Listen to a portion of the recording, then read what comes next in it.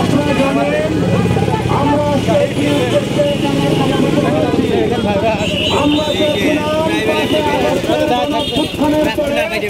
একটি সুস্থ ধারার রাজনীতি প্রতিষ্ঠিত হবে, জনমানুষের অধিকার প্রতিষ্ঠিত হবে।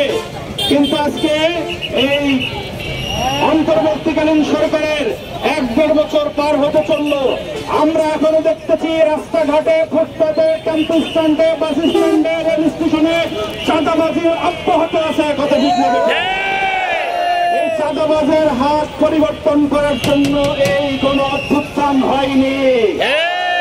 আগে যারা খেত এখন যদি অন্য লোক খায় তাহলে এই পরিবর্তনের কোনো মানে হয় না। কথা ঠিক নেবে ভাইরা, আপনারা দেখেছেন এই গণ অভ্যুত্থানের পরবর্তীতে এসে আমরা যখন কথা বললাম যে দেশে জাতীয় সরকার প্রতিষ্ঠিত হতে হবে, আর জাতীয় সরকার প্রতিষ্ঠিত করার জন্য অন্যতম একটি মাধ্যম হল পিআর পদ্ধতির সংসদ নির্বাচন।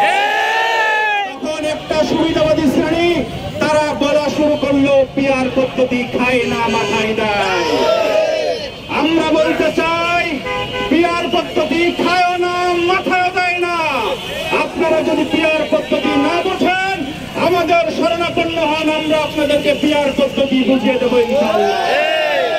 পিআর পদ্ধতির নির্বাচন না বুঝলে বাংলাদেশে জাতীয় রাজনীতি করা যায় না। ভাইরা, তারা আবার একটা স্বৈরশাসক প্রতিষ্ঠিত করার জন্য চেষ্টা করতেছে। যদি আগামী দিনে পিআর পদ্ধতির সংসদ নির্বাচন হয়, এদেশের প্রত্যেকটি দল সংসদে তাদের অবস্থান থাকবে। বাংলাদেশে একটা জাতীয় সরকার প্রতিষ্ঠিত হবে। কালো টাকার দৌরাত্ম কমবে, একা রাজনৈতিক দলের মধ্যে বহু গ্রুপিং তুলে যাবে, দাঙ্গা হাঙ্গামা করে যাবে, মানুষের জীবনের নিরাপত্তা আসবে, নিরাপত্তা প্রতিষ্ঠিত হবে।